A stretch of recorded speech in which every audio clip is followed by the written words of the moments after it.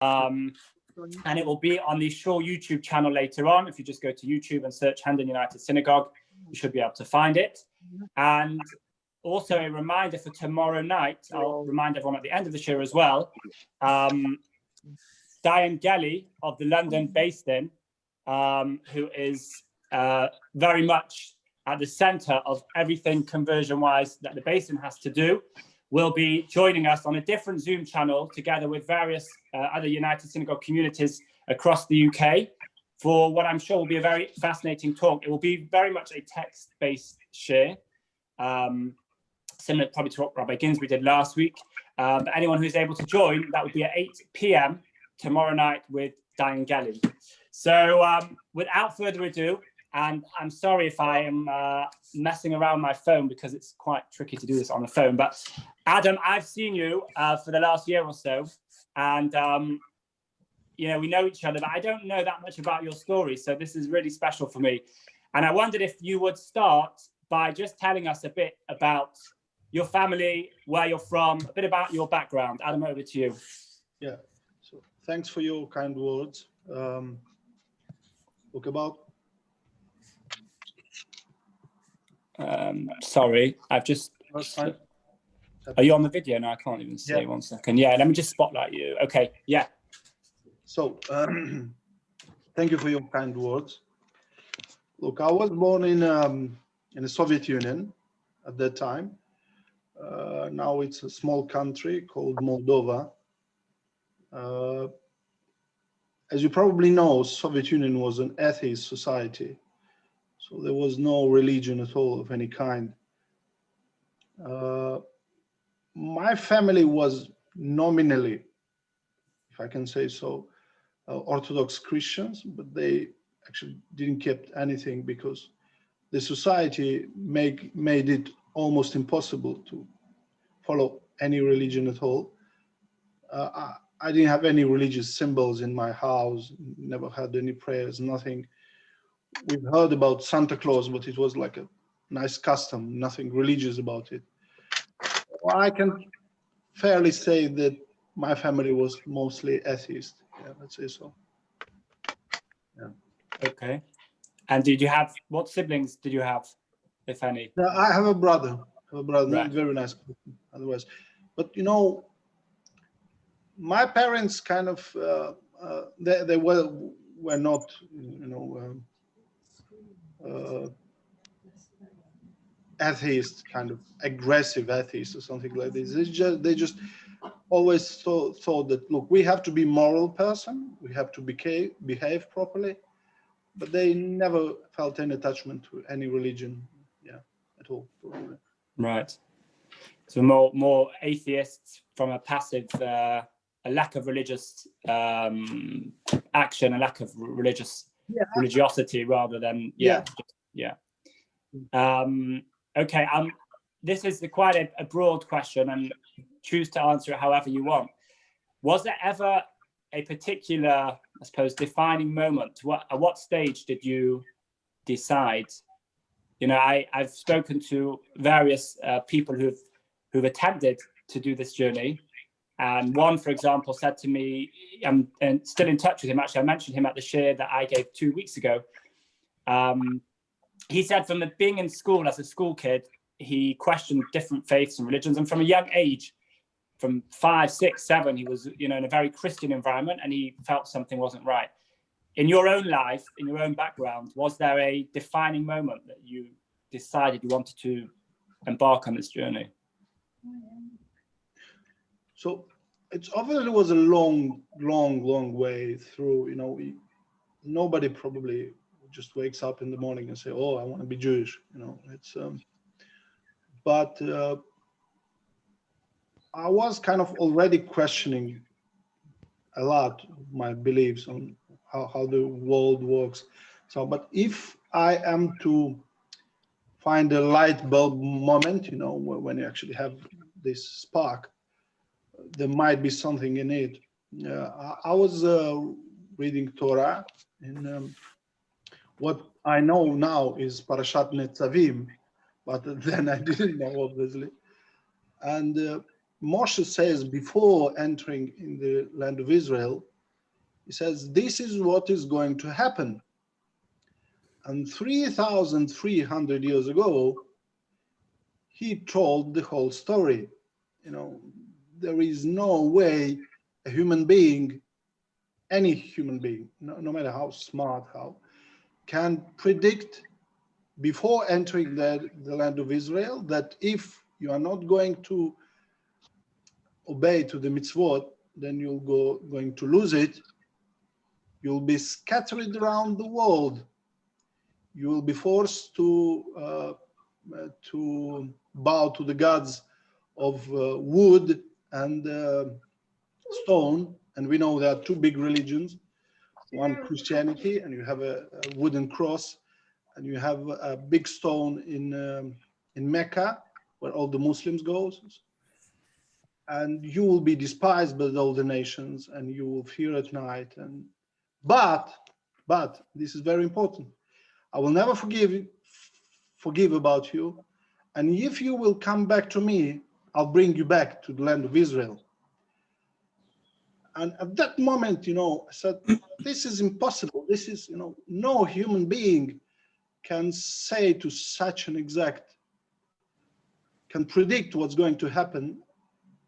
And the fact that we actually have now a state in the land of Israel says a lot. You know, it's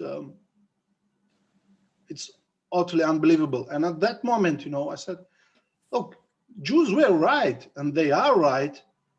But it was very, very painful to me because I wasn't Jewish. You know, it's like finding out that somebody is rich, but you are not. Or you're smart, but you're dumb. So, and at that moment, you know, it's probably a human reaction to just, you know, dismiss it. But I said, no, I will not going to dismiss it. I will write it down. I don't know the answer, but I know there is a big, big question. So from that moment, I've started to, you know, kind of questioning and looking and asking and so on and so on. But yeah, that was kind of if I had to find one. If you had to. Yeah, of course.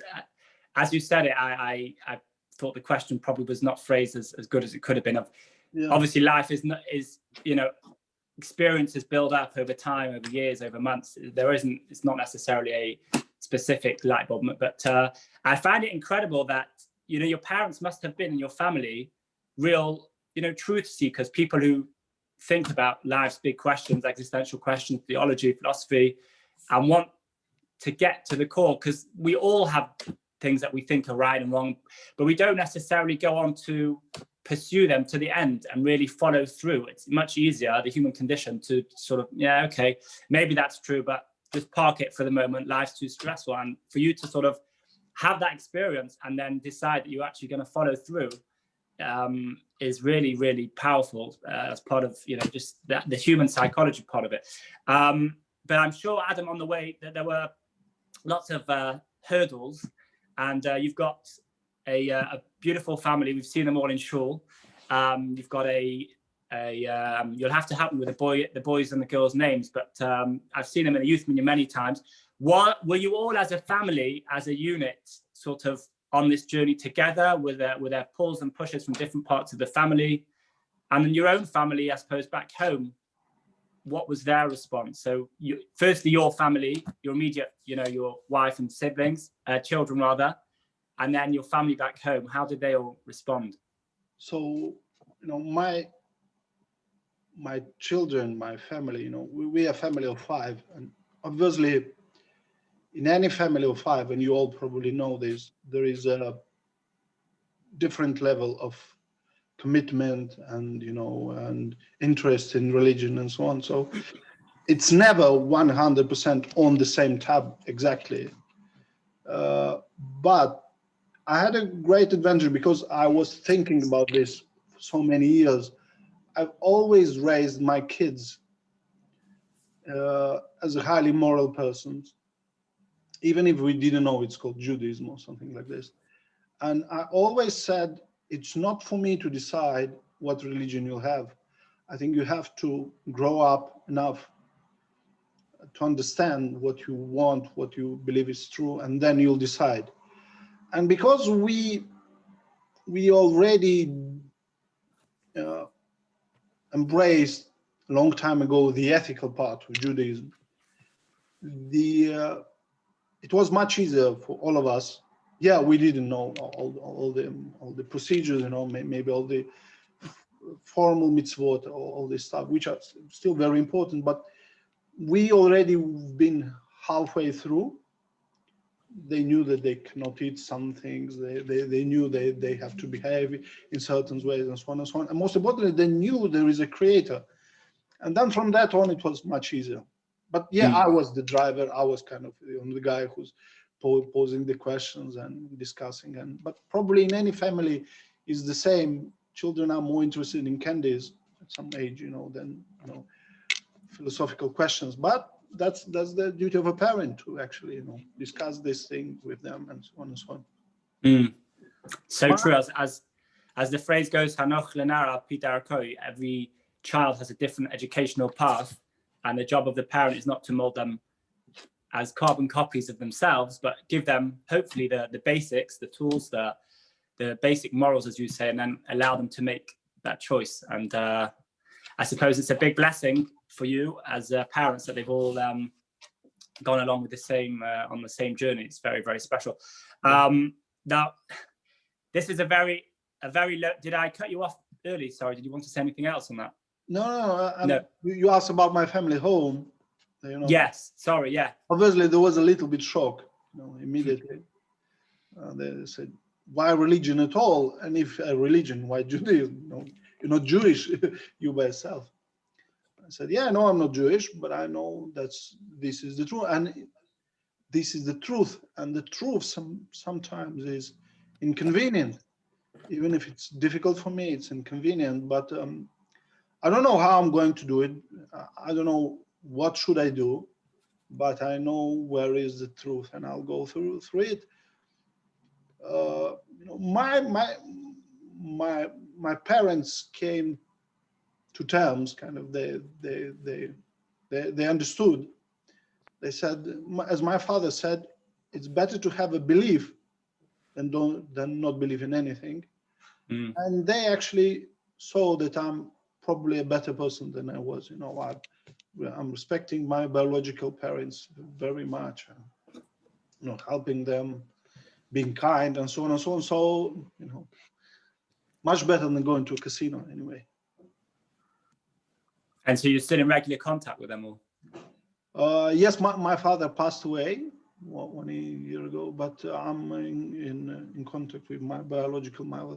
I do her respect, and we probably talk every day or every 2 days, something like this. Yeah. Right. And you said you had a brother? Yes, yeah. So this is a very loaded question, and not an easy one to do summaries on, such broad and complicated, elements of your journey. But if you can summarize the journey, because right now we're talking to you, you're in London, I'm in London. At what stage, or when did you come to London? How did the whole journey sort of unfold, unravel? How long ago did you approach the London Beth Din, which is who I think you did the conversion through? To sort of give us a flavor, if you can, of the main key points of your journey. Yeah. How many hours do you have? We've got till 10:30, and then we need a few minutes for questions. I'm sure there'll be plenty. Yeah. So when I was a child, I probably, like, as you said, like 5, 6, 7 years old, I've already started questioning. How it's too complicated to be just random, as we were taught in the school. And I remember biology class, I was asking, if evolution is so smart, which probably it is, I don't disagree, but I was asking why there are so few green animals. Because normally, because all the plants are green, so 80% of the animals should be green, but we actually have very few. Why we have 2 sexes in all the animal kingdom? I understand there are some advantages of exchanging genes between different individuals, but the most rational thing for all the animals, including people, humans probably, would be biologically to be hermaphrodite, to have both sexes. If you have a partner, very well, but if you don't have, as some people do not have, or some animals, then you always have a plan B. So we should have the whole kingdom like this, the whole animal kingdom, sorry. So a lot of things didn't just didn't make any sense. And the biggest question is actually the appearance of life. We all are thought that the first cell probably appeared randomly, but the chances of my Toyota appearing randomly out of garbage is not nil, less than nil. But even if you take my Toyota and you say, okay, my Toyota appeared randomly out of garbage, okay, so how do you start the Toyota? Because until you switch the key, it's not working. And it's the same, a dead body is exactly the same chemically and physically as an alive body. Mm. So, just having some proteins together will not work. And even if you switch the key, now you have the first cell somehow appeared. What is going to eat? My Toyota will take just petrol octane 95. But the first cell didn't have any food. It didn't have anything around. As you said, you need flowers to have bees, but you need bees to have flowers. So and I recall these experiment that we did as a humanity. It's called Biosphere 2, in which they spent probably $1 billion to make a biosphere for 6 persons, to have everything, water, food, everything, and it failed. Even $1 billion cannot do the whole world for 6 persons. Just have oxygen, food, that's all. And even 6 persons, we cannot do it. So it's very, very, very complicated. I remember I was a kid and I went to ask about the Bible, as I knew it was called. And because it was an atheist society, they gave me a book that was disproving actually everything. And even the arguments at that age, I was 7 years old, and the arguments were childish, kind of the astronauts being into the space, they didn't see God. Okay, I don't see my brain, but I hope I have one. Well, I don't see my feelings, but there are feelings. There are many things we don't see, and actually, but it was absolutely clear for me that there is something in it. I didn't know what exactly, but it was clear for me. And then, as I said, this moment came at Parashat Hazino. It was very, very disturbing to me. I said, because I wasn't Jewish. Can I just stop you there? Sorry. When you said Nitzavim last time, how did you come to start reading like Nitzavim, Hazinu? This was just out of a Bible. No, I had a Bible. Yeah, I was reading it. Yeah, I didn't know it's what. And you went through it systematically from Bereshit to the end. Yeah. Okay. Sorry. Carry on. Sorry. Yeah. Yeah. No, that's fine. So at that time, I didn't know you even can convert, and I think 90% of the people don't even know that you can convert to Judaism. I was thinking, being Jew is like being Welsh or being Scots or being English. You either are or you do not. There is nothing you can do. You cannot become Welsh. So it was absolute. And I found it out. I was researching for a client a second citizenship, and because he had some Jewish ancestry, I was reading the Israeli law of return, and it find out somebody who went through a conversion. I had the second light bulb moment. So there is actually a way to convert to Judaism, even if I didn't know about this. And I'm sure 90% of the people on the street, they don't know that you convert to Judaism. You have much more people at the gates if they even knew about this possibility. So I went, it was in Kishinev, I was living in Moldova. I approached the rabbi of the local synagogue, And my expectations was that he'll say, "Oh, very nice, come in," something like this. But the answer was totally opposite. And it was a shock for me. It was a real shock. It took me probably 2 years until I've came to the terms, and what I have to do after that. For 2 years I didn't know what to do. And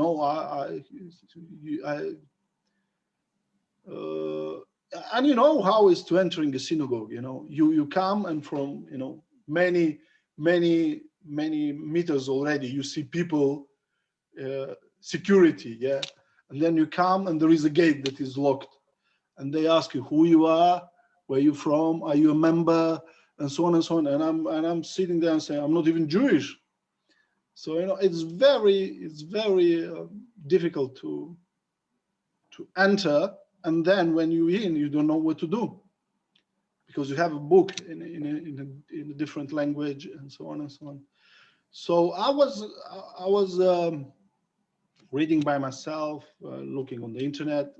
Thank God now you have a lot of information if you actually know anything. Then I moved to Romania with my family, and I had a very similar experience, the same rejection already in Romania. And in Eastern Europe, when you come to a synagogue, usually the main door is locked, and you have to know that you actually have to go through a basement somewhere to enter. But it took me a few months to even understand that the synagogue is not locked, even if the main door is locked. There is an entrance, but you have to know where is the entrance. And then when you enter, the first question, who are you? Where are you from? Yeah? And I'm not Jewish. So, yeah, but I kept trying. I've approached,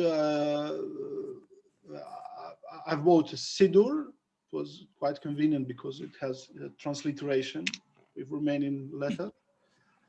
Started to learn with me, with my kids, family, and so on. Approached a second rabbi who also rejected me, and so on and so on. So it was a rabbi in Romania that kind of agreed to at least teach me something. He said, I'm not sure I can do a conversion for you in Romania, but he would agree to teach me something. We had some lessons. And at some point, somebody approached me who said, look, I see you very serious, and you really mean it. You probably never succeed in Romania. You have to go to a country in which you have a proper Beit Din, in which you'll have a proper community. And I said, why? You're not changing countries again. But I said, that's the only way if you want to do it properly. So I started applying to jobs in UK. It was difficult because I'm a lawyer, and every country has a different legal system, and my qualification was useless in UK. So, but I've managed to get some job offer, kind of paralegal jobs, something like this, contracts and all this stuff. So I took it immediately, came to UK, and came to Hendon United Synagogue. What year was that? I think it was 2016. Okay. And then I've tried to call Beit Din, no answer. Emailed them, no answer. I found some recommendations, would recommend somebody to somebody, would say, you shall call Diane Gele, and gave me the secretarial number, kind of, no, not his direct number, but I couldn't pass through the secretary. They would say, do you know Diane Gele? No, I don't know. Okay, then that you can talk to him. So, and then somebody came with this idea that you have to write a letter. you have a much better chance by writing a letter. So I wrote a letter and he said, look, I'm trying to do this for 15 years or something like this. I came to UK just for this. We're doing Shabbat, we're doing Kashrut. I'm coming to synagogue. So I'm doing what I can, but you know, I can't do everything. So, and then the actual process started. But it took me 15 years until I came to this. Yeah, so that's my journey. I am just astounded, flabbergasted. I can't believe that you managed to move not only from one country, but 2 countries. You came to London and you didn't even have a specific contact, from what I can tell, a particular rabbi, anybody here, but someone in Romania told you. I just found it so literally awe-inspiring that this quest for what you felt was the truth, and as we know to be the truth, I just found it so, it's very emotional. It really is. It's such an amazing thing. But let me ask you, Adam, I want to ask two sort of contrasting different sides of the coin question. On the one hand, there are beautiful things about Yiddishkeit and really special things, which I'm sure you and all the family really connect to now in a different way now that you've done the whole journey. But what were some of the most challenging parts of the process? And then what was some of the most beautiful, you know, enjoyable, special things as well? If you can just give us a couple, if you have, you may not have. So yeah, you know, just at some moment I felt a little bit bitter because it wasn't easy. It wasn't easy. So, but I never gave up. And probably I'm wired that way. I don't know, but when you know the truth, it's even if it's an inconvenient truth, you're much stronger, much stronger. There have been 2 difficult moments, really difficult. The one was the Brit Milah of my kids. Because the older one was 17 years old. He was okay with it. But my youngest one was just 10 years old, and he's afraid to even go to dentist. Yeah. So it wasn't easy, but we went through it, and he went through it. And the second moment was just before we have to go to mikveh. On 17th of March, actually, the lockdown started. Sorry. Take your time. I remember all of this because we were in touch at the time, and it was all the more moving once you'd managed to get through that part of the process because of everything that was going on at the time. So the lockdown started, and I've got a call from Beijing. Said we have to cancel it because of epidemics and all this stuff. Take your time, Adam. It's fine. Take time. I'm sorry. No, don't be sorry. I cannot imagine the difficult feelings that come throughout this period, but to have gone through what you went through over 15 years, move country with your family twice, face the rejection and being told you can't do it, and we're not interested, and to go through all of that, and then you're at the last final hurdle, and you've gone through, as you said, I'm a mom myself, and I do Brit Milah on babies, but I know a Brit Milah on a baby is very different to a Brit Milah on an adult or someone a few years old. And to go through all of that, and it's your own child, obviously, and then the last stage, you're told, sorry, we can't do it. I think anyone a bit more human than you and less godly would have fallen to pieces and just said, enough with this. I don't know how you did it. No, and I said, you just can't do it to me. You just can't. Said, I've worked on this for 15 years.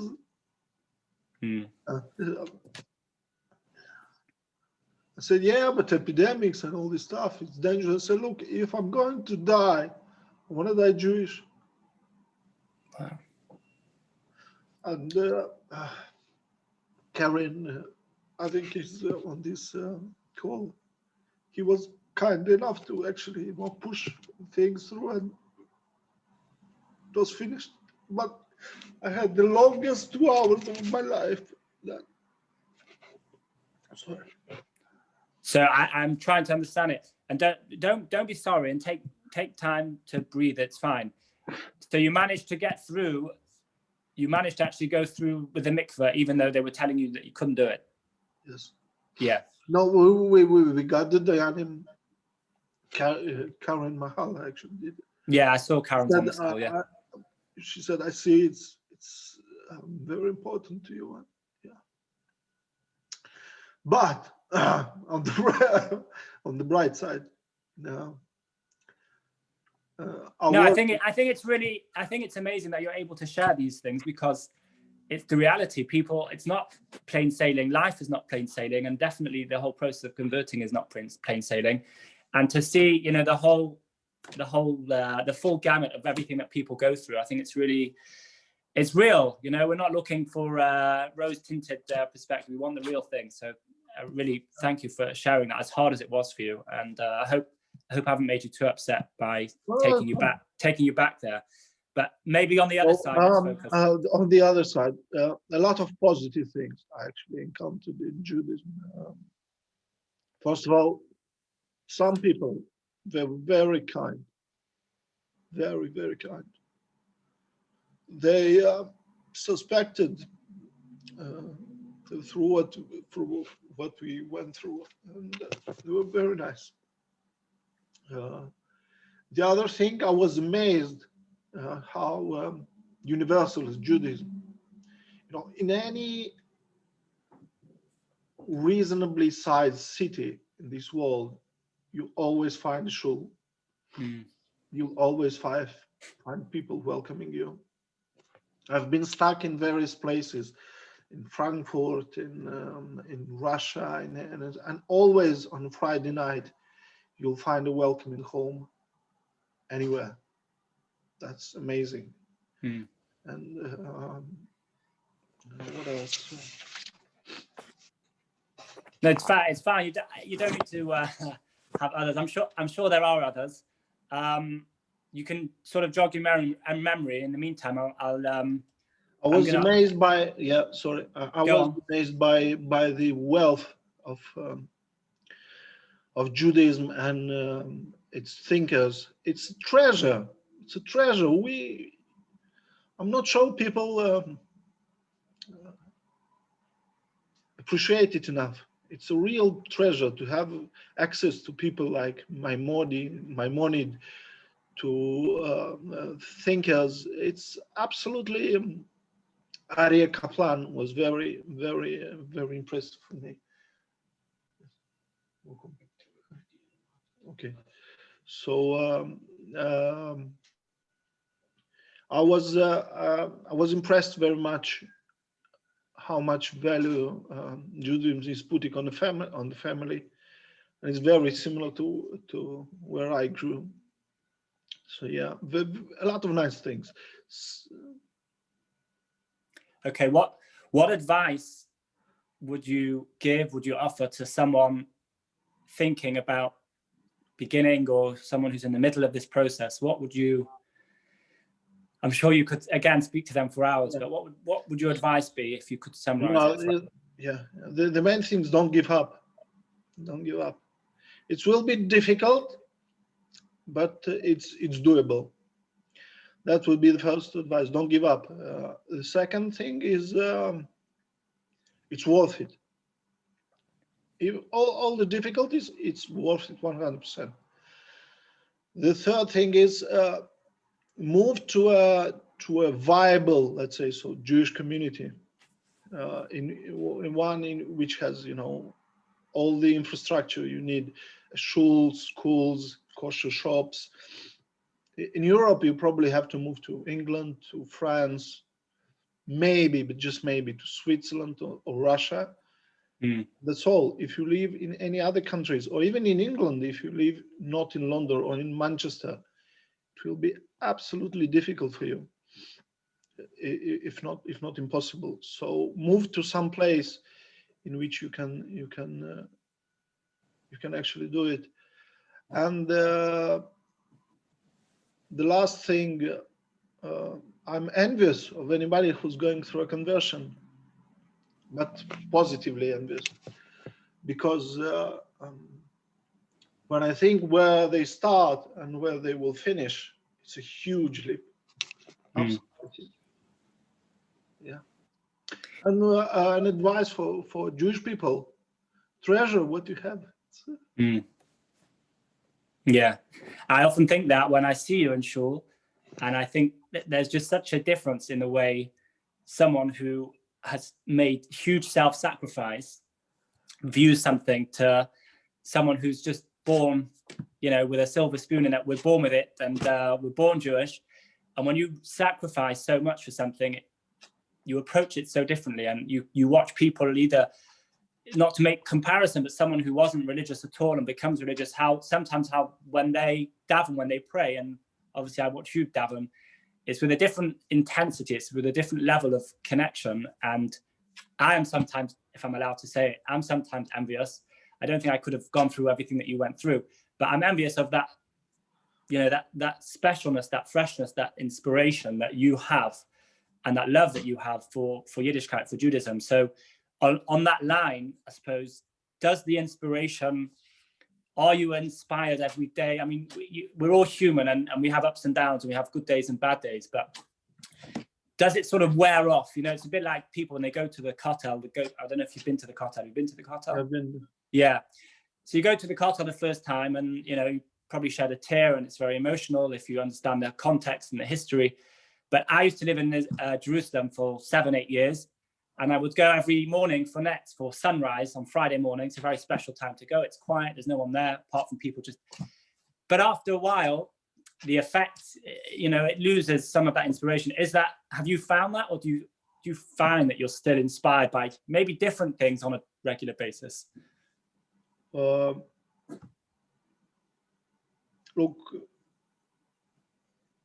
I'm very much inspired. You know, when people talk about the yoke of mitzvot, how difficult it is, you know, we have to understand that a yoke actually is quite a comfortable thing for an animal, and it allows you to carry much more, probably 10 times more than you would carry without a yoke. So Judaism has this wonderful, wonderful thing. You don't have to worry about anything. You have 613 rules in which you probably have to actually do 200 something, because a lot of them are Yeah. you know, related to the temple and to the land of Israel. And you don't have to worry about anything else in the world. It's not a problem anymore. I do my part and he does his part. So this is a huge inspiration. You don't have to worry about anything, about mortgage, about how your kids will going to grow, how they will grow up, will they have a shidduch. You do your part, that's all. So this is a great inspiration. The second one, and that helped me through conversion. When you feel sorry for yourself, you just have to read Akedat Yitzchak, which we do every morning. And after reading it, I say, thank God I'm not having to go through it. Because any of us would have very, very difficult moments. So it's a very inspiring story. If he could do it and we are his children, we can do it. You're reminding me, a lot of what you're saying is that the phrase from the Talmud, someone says to you, Yogati v'lo motzasi al Talmud, I tried, I couldn't do it, don't believe them. Lo Yogati, I didn't really work hard, I didn't have to do anything also, and they say they were successful, don't believe them. But if you pursue, it's that will to win, you will ultimately get there. Adam, let me ask you, we've not really mentioned, I think it's Adna, I don't know if I've said it correctly, but tell us a bit about, I don't know if she's there, and she probably doesn't want to come on the video, but tell us about how Adna found it and how you found it, as a couple, maybe, and if she was a lot of the time, the inspiration that men have is because of their wives, and the inspiration behind them, the famous phrase. What was her, I suppose, view on things? What was her take? Was she with it the whole way? No, she was with me all the way. We've met each other, a long times ago. We actually been together from 18 or 19 years old. So and one of the reasons why we've clicked at some moment, you obviously need some physical attraction, but more than this is attraction of mind. So we always thought in the same way. She probably wasn't so aware about religion, but we always been on the same moral ground all the time. So it came naturally to us that we clicked between us, and yeah, she did very well. She did very well. Now she's busy because we have 3 Zooms and 3 kids doing three classes. Yeah, but I can relate to that, definitely. Tell me, Adam, when was the first time you went to Israel, and describe that experience if you can, if you remember. I don't know if it was a long time ago, but my first experience was I was at the wedding in Jerusalem, very Hasidic one, and I wasn't Jewish there, and the impression was quite from an outer world for people who. But I was invited there because the guy who was married, the chotan, the groom, became observant because of me. I've been in US. He was my childhood friend. He was Jewish, but he wasn't observant at all, as we all been in Soviet Union. And he was living on the 16th floor. And when Friday came, I was walking. He said, "Why not leave? Why not use an escalator?" I said, "Shabbos." He said, "You're not Jewish." "Yes." "Why?" I said, "Because it's the correct way. Even if it's 16th floor, it's inconvenient, but you have to do it." And we spent a lot of time with him. I was talking to him, and I said, "Look, you have to at least try it. It's your heritage. You owe it to your grandparents. Go try it and say, I don't like it. But at least you'll know that you did your part." And he went to yeshiva, and he became not only religious, but 100% Hasidic. He's now living in Brooklyn, going every day to mikveh, found a wife just in Jerusalem, because anybody he would find in US wasn't religious enough for him. So, yeah. He wants to know. Yeah. Go on, sorry. And then I had another experience, not so positive, when I came to Tel Aviv and I couldn't find a kosher restaurant. I said I had more religious people in Hendon than I have in Tel Aviv. So, but that wedding was something. I've liked it very much. I've enjoyed Jerusalem very much, and you can feel it in the air in Israel that that's the place to be.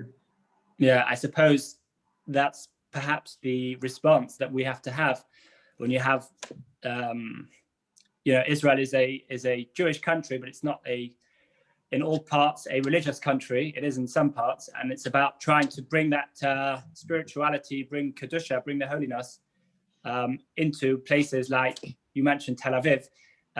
People don't know this actually, but I think there are more shuls and batei midrash in Tel Aviv than in many other cities. It's quite a large city, but it's changing. It's becoming better from what I see. Yeah. Adam, I don't want to. I know it's a normal working day for you, so I want to open up to, before I wrap up, open up to anyone who would like to ask a question. You can just unmute yourselves. And if you would be kind enough to show your face on video as well, so we can see who's asking. Anyone want to ask a question, or I'll carry on, but I also... Can I ask a question? Yeah, go ahead, David. Thank you, Adam, for a fascinating talk. I got a real chizuk from it.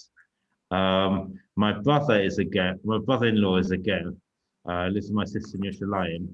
And I just wanted to ask, while I personally, and I'm sure all the people on this talk find it fascinating, these stories, as a ger, my brother-in-law, I found out very early on, he's not actually that interested in finding out about other gerim or reading their life story or whatever. He's integrated into the community, and that's who he is. I'm just wondering what your take is on that. I love all the Jews, ger, non-ger. I'm not looking specifically to look for gerim, but it's, as you probably know, it's quite a rarity in the Jewish world. So I'm looking to have friends, but I'm not looking for somebody specifically. I can relate, and people, after they find out that I went through a conversion, some of them are starting calling me, finding me on Facebook, and I'm trying to help as much as I can, recommending books, recommending what to do.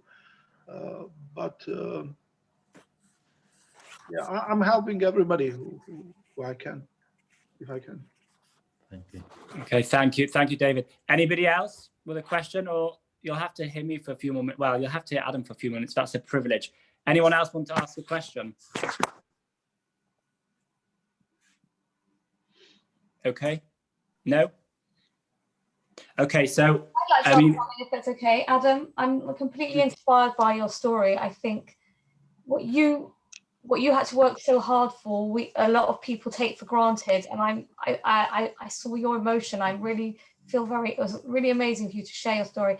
I'm just wondering, how, I know this is a bit of a strange question, but how do you feel when you see people doing things, you're like, don't you get it? Look what I worked so hard to have, and you've got it, and you're just, you're not doing the right thing. Let's say if you see people who are Jewish and they're, like you said, your friend who didn't keep Shabbat, how do you feel when you see people doing things? I don't know, if you read in the newspaper, I don't know, somebody who's Jewish who is cheating or something like that. I'm just wondering how that makes you feel. And do you think, like, I can't do this? Like, I can't, did you ever feel like derailed, like disappointed by the behavior of some people?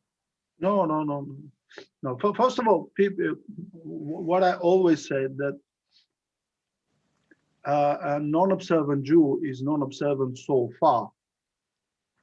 He has, we always have to work on helping him to understand.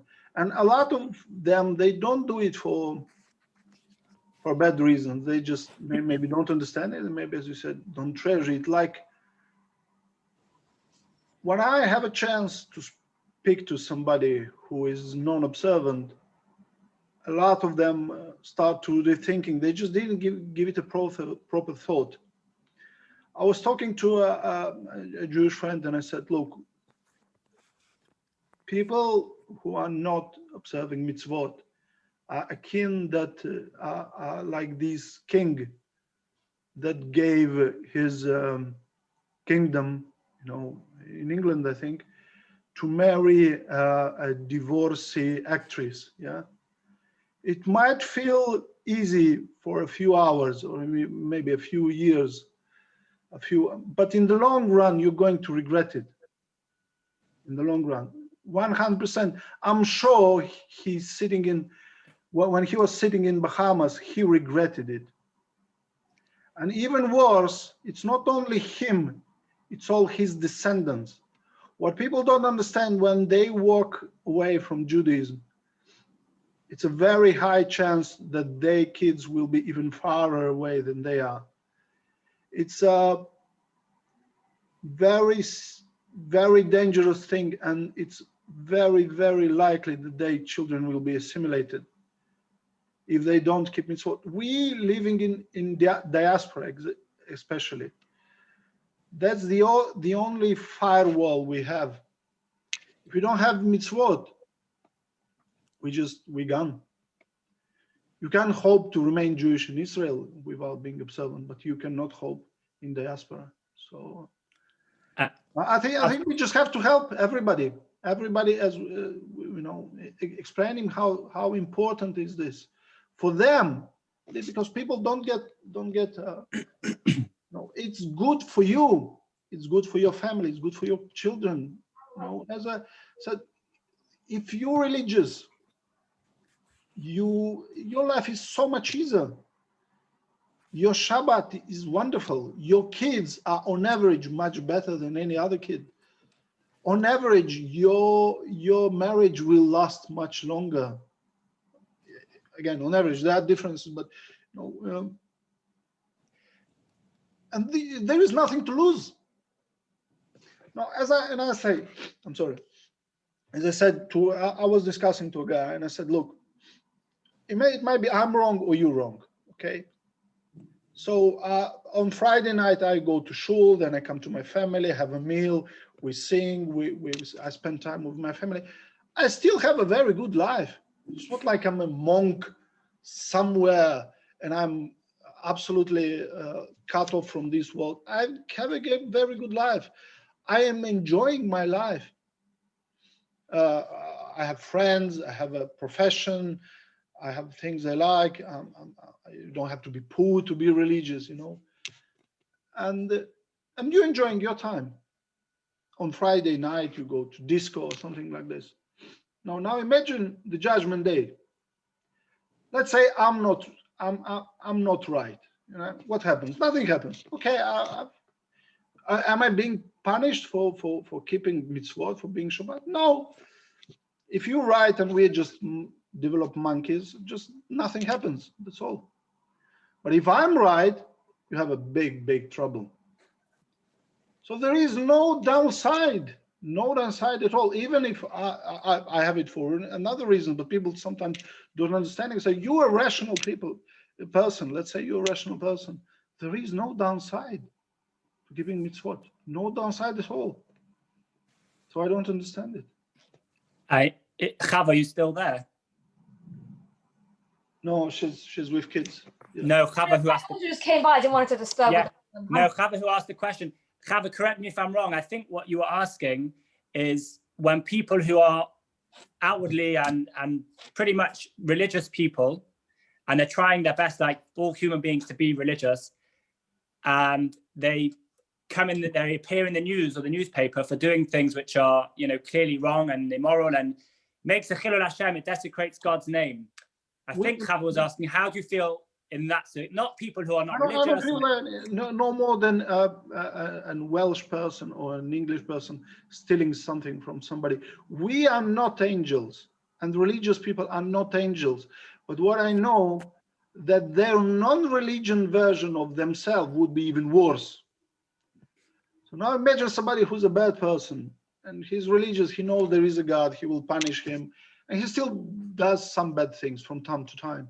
Well, now imagine the same person wasn't religious.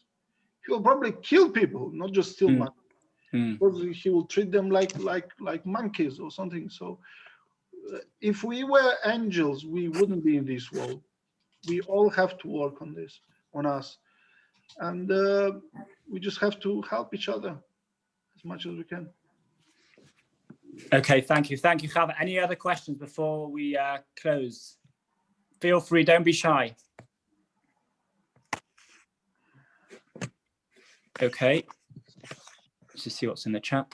Okay, so I wanted to ask you, Adam, just to round off on a positive note, and I think the whole experience with you has been extremely positive, and I can't thank you enough.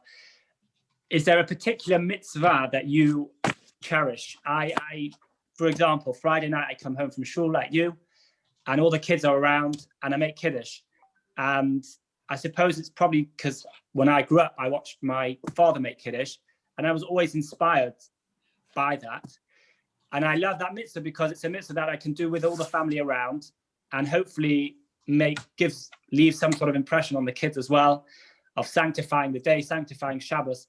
Is there one, do you have a pet mitzvah? There's lots of them. Is there a particular mitzvah that you really love and connect to? I'm sure you do to all mitzvah, as you've spoken so beautifully already, but is there one in particular that you really love? As you said, all mitzvot are important. There is no big one or small one, but Shabbat probably is the biggest of all.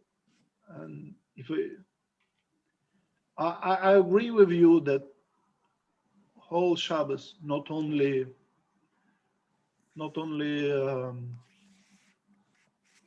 Kiddush, but evening, having time with the family, singing, coming to shul, davening, it's all so uplifting, and I think that's what keeps me going from I can't wait Shabbos. That's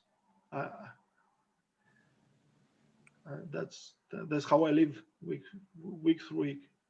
Yeah, we don't wait for the weekend, we wait for Shabbos. And I think at the moment, that is so profound, because people are we're all struggling in lots of different ways.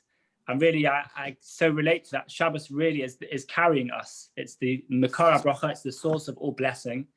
And particularly at this challenging time that we're all in COVID-19, with 4 kids on Zoom every day, school, we all really are so excited for Shabbos, and it really is such a blessing and a bracha that we have it. It's a gift from Hashem that He gave us in love. And Adam, I just really want to end by extending to you on behalf of everyone who's on here. And a few people have sent messages on the chat saying how inspiring you've been. I can't thank you enough. Thank you for being an inspiration when I see you in shul. Thank you for your whole family really inspiring us all and sharing with us some really moving, emotional experiences, some difficult to share, some probably slightly easier to share. And may Hashem, God Almighty, bless you and your family with many, many years ahead of health, of happiness, of nachas from all your kids. And may you receive the brachas and the blessing that you so richly deserve. And keep inspiring everybody around you. And keep safe, everyone else. And take care. And thank you again, Adam, so much. Thank you for joining us. Take care, everybody. Thank you. Thank you.